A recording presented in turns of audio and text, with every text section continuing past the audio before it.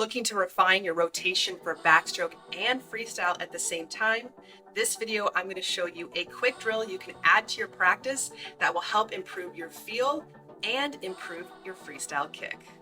Let's dive into this simple drill you can add to your warm-up, and that is a streamline roll, focusing on rotation from your backstroke streamline to your freestyle streamline.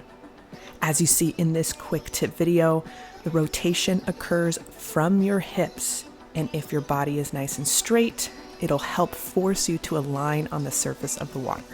This is a great warm-up drill you can add to your practice to overall improve your backstroke and your freestyle technique. Rotating from your back to your freestyle streamline will also help you time your kick properly. Ready to refine your kick? Dive into the full video by clicking the link in my bio. Master the streamline roll drill and achieve that perfect timing. Here's a question for you. How do you think mastering the timing can transform your swimming technique? Comment your thoughts below after you checked out the video. Okay, swimmers, enjoy your practice and share your experience in the comments below.